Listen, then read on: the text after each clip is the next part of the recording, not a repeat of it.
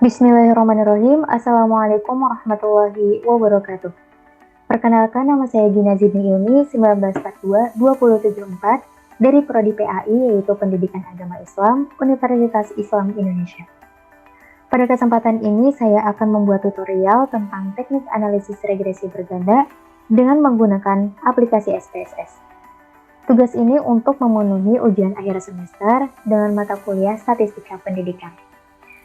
Oke, saya mengambil judul yaitu Kesuksesan Peran Ganda Wanita Karir Ditinjau dari Dukungan Suami, Optimisme, dan Strategi Coping.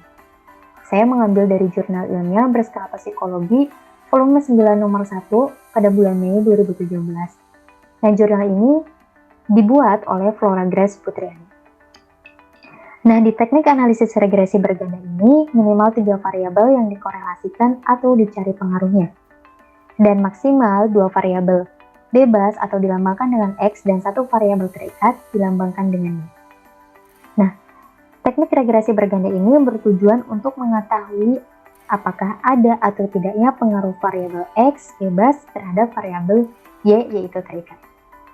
Sebelum kita memulai tutorialnya, kita harus tahu dulu konsep dasar analisis regresi berganda. Analisis regresi berganda bertujuan untuk mengetahui ada atau tidaknya pengaruh 2 atau lebih variabel bebas, yaitu X, terhadap variabel terikat, gitu ya. Uji T bertujuan untuk mengetahui ada atau tidaknya pengaruh parsial sendiri yang diberikan variabel bebas X terhadap variabel terikat, gitu ya. Dan uji F bertujuan untuk mengetahui ada atau tidaknya pengaruh stimulan bersama-sama yang diberikan variabel bebas X terhadap variabel terikat. Dan yang terakhir yaitu koefisien determinasi berfungsi untuk mengetahui berapa persen pengaruh yang diberikan variabel X secara stimulan terhadap variabel Y. Selanjutnya yaitu perumusan hipotesis. Kita akan menganalisis 3 hipotesis, yaitu hipotesis yang pertama, terdapat pengaruh antara dukungan suami yang dilambangkan dengan X1 terhadap strategi coping Y.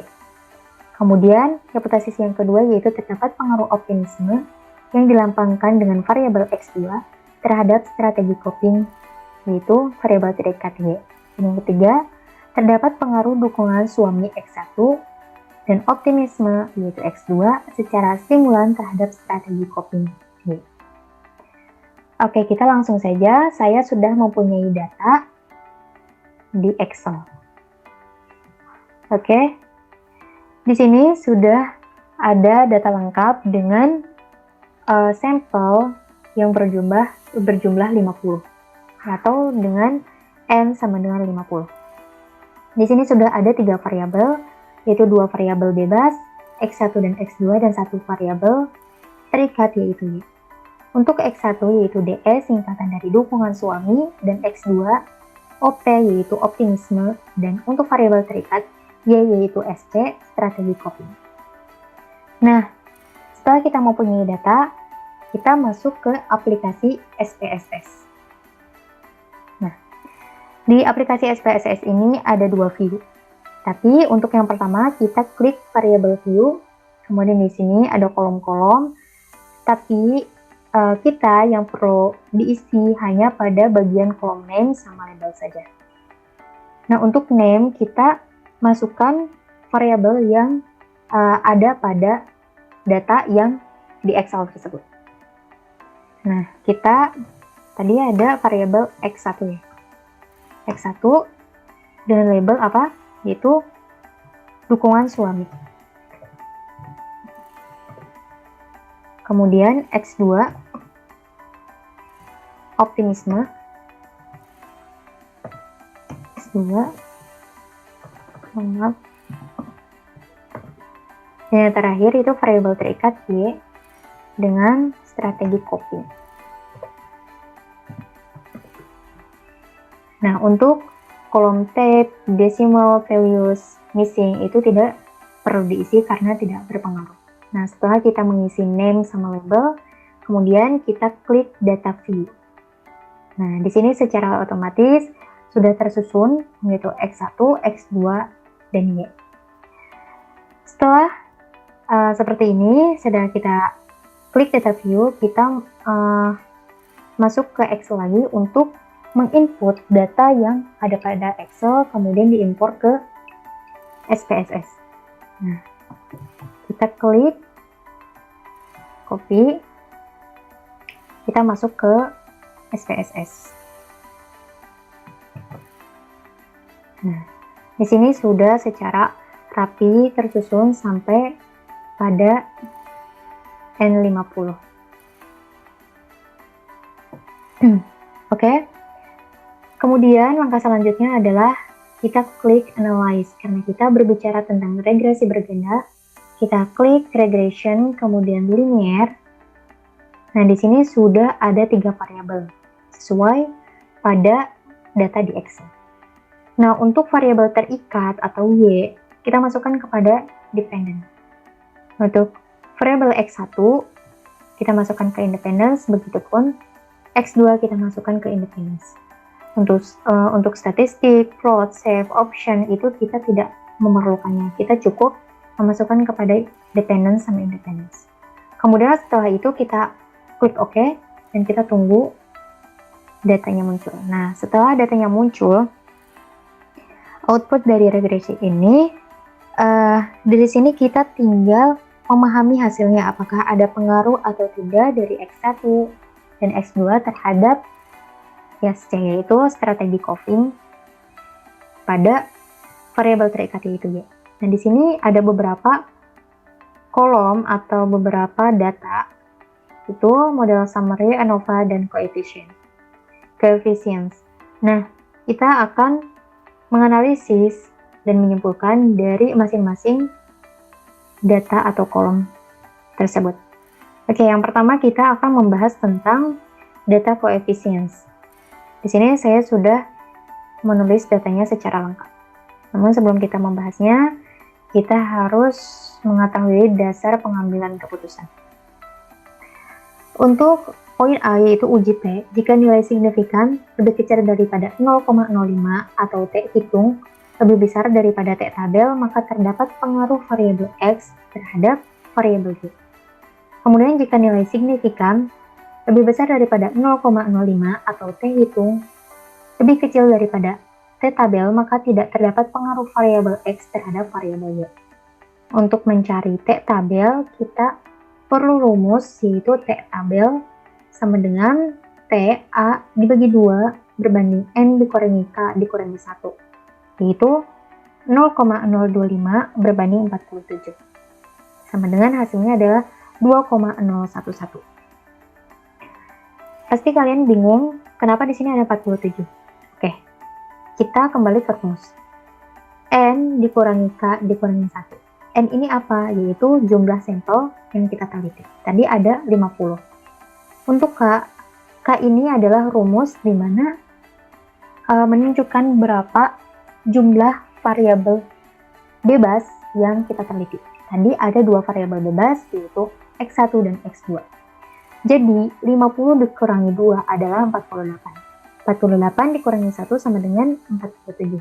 Jadi 0,025 berbanding 47 dengan hasil 2,011.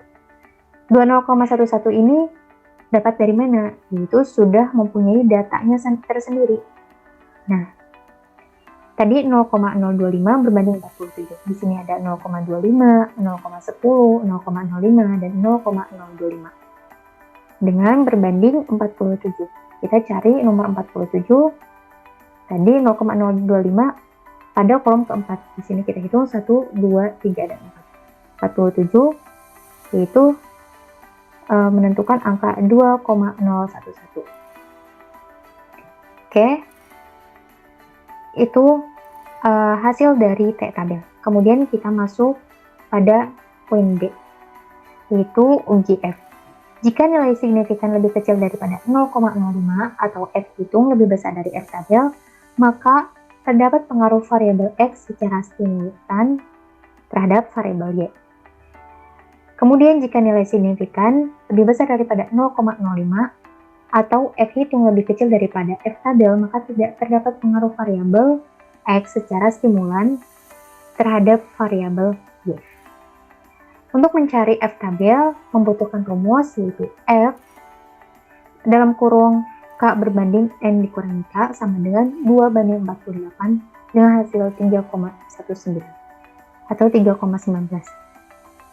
48 ini hasil dari mana? Seperti yang telah dijelaskan di atas, yaitu N adalah jumlah sampel yang kita teliti, 50 dikurangi K, yaitu dua variabel bebas, X1 dan X2, berarti 50 dikurangi 2 sama dengan 48. Untuk F tabel, dia mempunyai data tersendiri. Nah, di sini ada datanya, tadi 2/48. 2, nah kita pada kolom yang kedua, 48 kita lihat kepada nomor yang di sebelah kiri, 48 kita cari 48 yaitu 3,19 atau 3,19. Oke, itulah F tabel 3,19. Oke, kita mulai kepada pembahasan per kolom yang ada di SPSS tadi. Pengujian hipotesis H1 dengan H2 dengan uji T. Itu kolom koefisiens. Pengujian hipotesis pertama H1. Diketahui nilai signifikan untuk pengaruh X1 yaitu dukungan suami terhadap strategi coping adalah sebesar 0,000 lebih kecil daripada 0,05. 0,000 ini dapat dari mana angkanya? Yaitu dari kolom koefisiens pada dukungan suami atau X1 di signifikan, yaitu 0,00. Dan nilai T hitung 5,355 lebih besar daripada T tabel, yaitu 2,011. Nah, 5,355 ini dapat dari mana? Yaitu dapat dari T hitung yang ada pada kolom ini. Itu 5,355. T tabel tadi yang dihitung pada bagian atas. Nah, 2,011. Sehingga dapat disimpulkan bahwa hipotesis 1 diterima yang berarti terdapat pengaruh antara dukungan suami terhadap strategi coping. Kemudian pada bagian B yaitu pengujian hipotesis kedua, diketahui nilai signifikansi untuk pengaruh X2 yaitu optimisme terhadap strategi coping adalah sebesar 0,362 lebih besar daripada 0,05.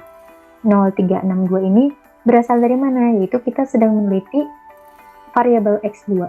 Nah, X2 dengan signifikan 0,362. Dan nilai T hitung min 0,992 lebih kecil daripada T tabel yaitu 3,19. Min 0,992 ini dari T hitung pada X2 atau pada variabel 2. Nah, di sini ada minus. Sebenarnya untuk statistika itu tidak berpengaruh. Apalagi untuk regresi berganda ini tidak berpengaruh terhadap hasilnya. Jadi untuk minus atau untuk plus itu tidak berpengaruh. Karena kita bukan berbicara tentang aljabar. Tidak berarti dan tidak bermakna. Sehingga dapat disimpulkan bahwa hipotesis 2 ditolak yang berarti tidak terlepas atau tidak terdapat pengaruh optimisme terhadap strategi coping. Oke, selanjutnya kita akan menganalisis yaitu pengujian hipotesis 3 dengan uji F. Kolomnya yaitu kolom ANOVA seperti yang ada di SPSS ini. Ini saya copy dari SPSS. Pengujian hipotesis ketiga. Berdasarkan output di atas diketahui nilai signifikansi untuk pengaruh X1 yaitu dukungan suami dan optimisme secara stimulan terhadap Y variabel terikat adalah sebesar 0,000 lebih kecil daripada 0,05. 0,00 ini kita dapat angkanya dari kolom ANOVA yaitu pada kolom signifikan. Dan nilai F hitung 15,712 lebih besar dari F tabel yaitu 3,19. Nah, sama saja ini angka didapat dari F kolom F yaitu 15,712. Sehingga dapat disimpulkan bahwa hipotesis 3 diterima, yang berarti terdapat pengaruh antara dukungan suami dan optimisme secara simultan terhadap variabel Y, variabel terikat, yaitu strategi coping. Dan yang terakhir, kita akan membahas pada kolom model summary, yaitu koefisien determinasi. Berdasarkan output di atas diketahui nilai R² sebesar 0,401 R² bukan pada kolom adjust R². Nah, kita langsung pada kolom yang kedua. Hal tersebut mengandung makna bahwa pengaruh variabel X1 yaitu dukungan suami dan optimisme secara simultan terhadap variabel Y adalah sebesar 40,1%. 40,1% ini didapat dari mana? Kita tinggal kalikan saja 401 dikali 100 sama dengan 40,1%. Dan demikian kita kembali ke atas, yaitu setelah kita menganalisis 3 hipotesis. Nah, untuk hipotesis pertama, terdapat pengaruh antara dukungan suami X1 terhadap strategi coping, yaitu Y. Kemudian yang H2, tadi kesimpulannya apa? Tidak terdapat pengaruh. Tidak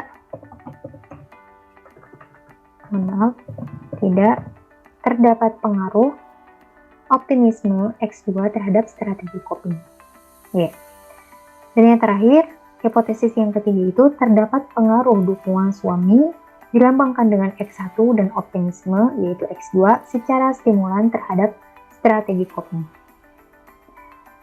Oke, mungkin itu saja tutorial saya mengenai teknik analisis regresi ganda dengan menggunakan aplikasi SPSS. Semoga bermanfaat. Mohon maaf apabila ada kesalahan dalam pengucapan dan kekeliruan dalam penjelasan. Terima kasih. Wassalamualaikum warahmatullahi wabarakatuh.